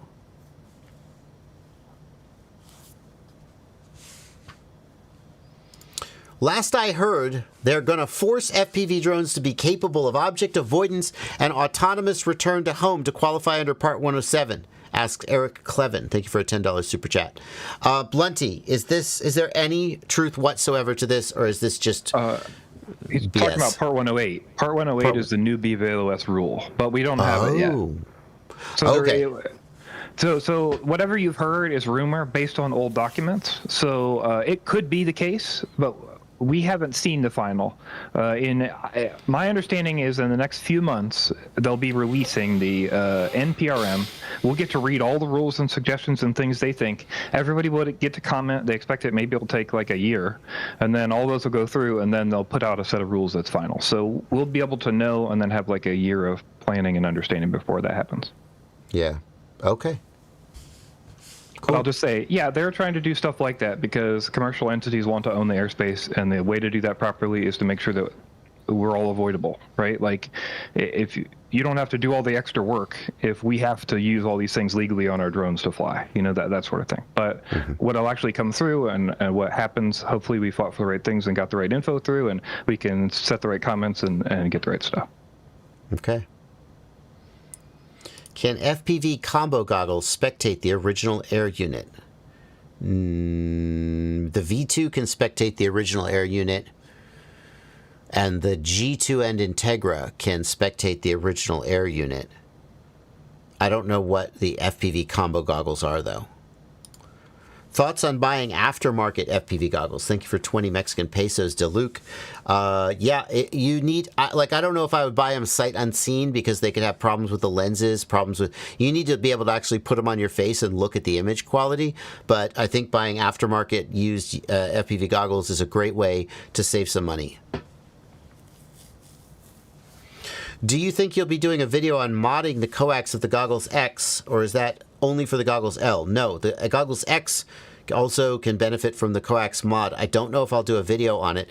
I mentioned that I didn't want to do the video. So the mod is that you open up the Goggles X, and the coaxial cable that's used to attach the antennas is this tiny, thin, shitty cable. And people say that if you upgrade it to a thicker, better cable, you get much, much better range. That's really tempting and is exactly the kind of tutorial I would love to do. The flip side is that now every single time I do a review on the Goggles X, or on a Walksnail product, I will have better reception than people who haven't done the mod, and the majority of people are never going to do the mod. So I don't know if I just want to buy a second set of Goggles X and test them with the mod. Maybe that's the thing to do. I'm not sure whether I'll do that. Will McGregor, thank you for a $5 super chat. I got a Cineflow 504 Pro and ham on the Goggles 3. I'm going down to 2 to 3 megabits per second and only 150 to 200 meters away. Power on the goggles is set to 1200 milliwatts. Any ideas? When you arm, is it going out of low power mode? If you haven't set the flight controller up right, then it will stay in low power mode even when you arm, and then that would cause what you're seeing. So that would be the first thing I would ask Will. Change channel. That's not a bad idea. Zombie Toes of Nothing. Change channel. Yeah, maybe you've got interference on the channel. Not a bad idea. Or I was looking away. You said to change from auto to manual, right? Well, he says the power is set to 1200, so he's got manual power. Oh, fair enough. Okay. I don't know how it works. If you do manual, it's all manual, right? Not just... I think so, yeah. I don't know if you can do manual power but auto channel. I would have to look. I'm not there sure. Was that bug. For people that don't know, there was that bug with auto. So. Okay. Yeah. What bug with auto? If you leave it on auto, your Mbps will be way lower than it should be. So you have to switch to manual and pick a channel and power, and then it'll run normal. I'm not sure why. I remember Matt's Tech talking about that. Yeah. Yeah. So you are in manual, right? He said it won't let me change the channel on the 04. Where did he say that? Oh, Will McGregor. Oh, why wouldn't it let him change the channel on the 04? If you're not ham unlocked, you only have one channel, right? Yeah, that's what I wonder. Now I wonder if he's not ham unlocked. But then how is he setting power to 1200? Not sure. Without ham unlocked, you wouldn't see 1200. So one thing, yeah, you said you have ham on the goggles 3. That should be all that's required. If you did that and you're seeing 1200, you're probably okay. So I would say you should be able to go in the channel settings, set to manual, and then pick. You can double check by going down to 20 Mbps, is it? And then 20 megahertz, and then seeing if you have more channels there, because no matter what you're in, you should see more channels on 20 megahertz. But you want to fly in 40, right? Mm-hmm. Okay. Yeah, for sure. Or 60. You want to with the 04, you could fly in 60. Right. Okay. And then, as Super Deluxe says, the next thing to start thinking about is broken antennas. All right. Wow, we have a lot of questions in the queue that we're not going to get to as the live stream wraps up. Again, if you asked a question and I didn't answer it, it's just the nature of the beast. We'll always get more questions than we could possibly answer because the live stream is very popular. You can always email me, jb@joshuabardwell.com, to get your question answered. It's not as cool as having me rant at you on a live stream, but it is a way to get your question answered. So there's no requirement that you be a patron or anything like that, just jb@joshuabardwell.com. Let's take a couple more.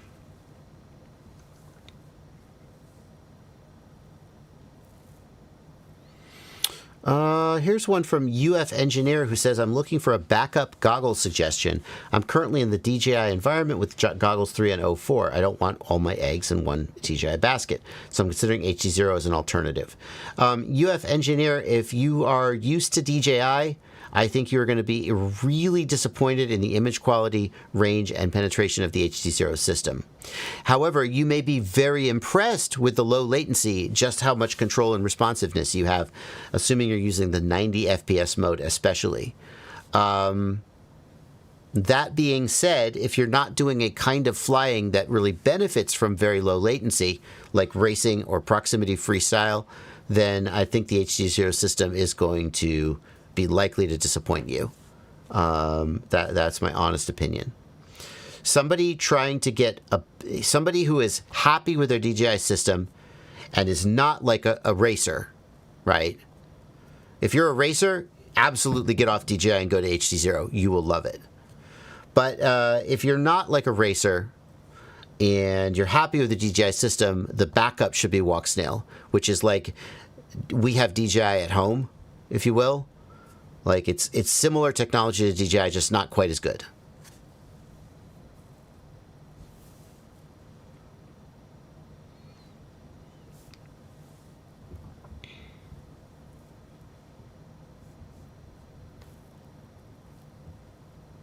When are the 3-inch QAVS beginner drone kits coming back in stock?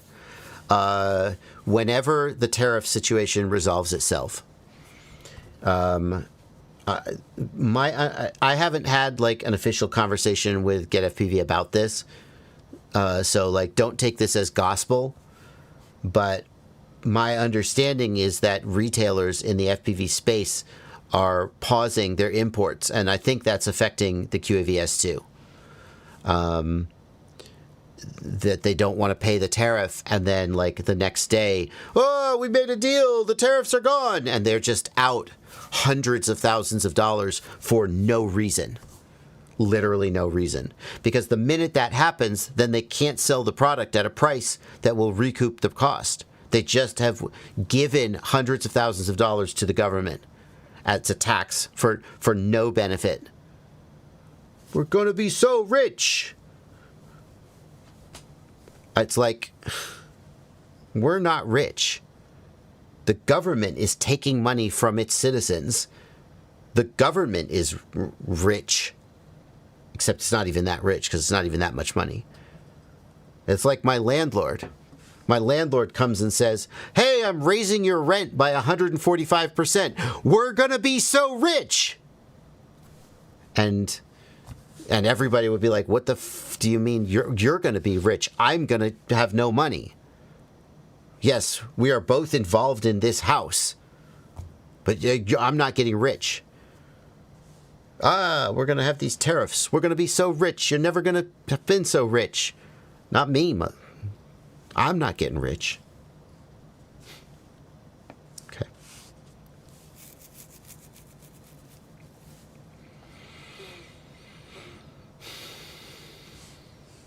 Anyway, we'll see how that happens, but I can't tell you when that's going to resolve itself.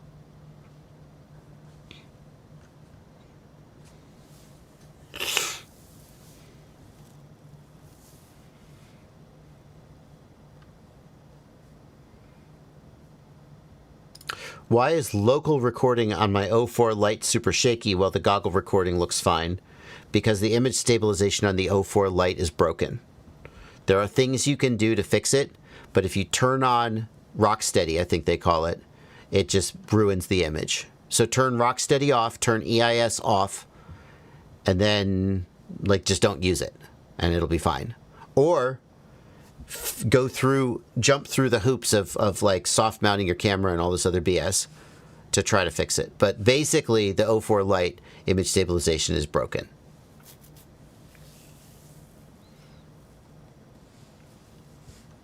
Oh, Dave S., are you fatigued with the tariff conversation? Well, I'm fatigued with not being able to, do my job. I'm fatigued with watching companies have to lay off employees and go out of business because they can't import things. So you're all a little fatigued here, my friend. I'm fatigued with paying 145% markup on products. I think someone once said there's going to be some pain, but it's going to be short-term pain. Well, I'm going to complain while the short-term pain is happening, and also I don't believe you. So, anyway. Yeah. Okay, guys. Well, what's the right way to get RSSI or LQ into Betaflight OSD with TBS Crossfire? You do not have to set LQ on channel 8. You do not have to do that. That's all old information. That's all old information. You just enable telemetry and it works.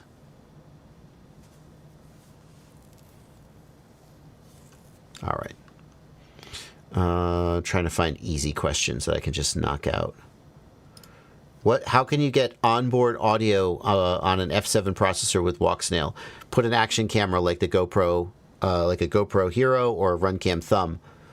Walksnail doesn't do audio, doesn't record audio. The F7 processor isn't even in the picture. It has nothing to do with the audio. If you want to record audio, then use a high-definition camera like an action camera. Runcam Thumb, Insta360 Go, any of those.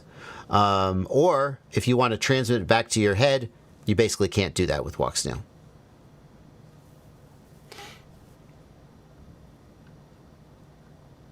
All right, we're going to wrap up the stream. I will see you tomorrow at the normal time, 8 p.m. Eastern.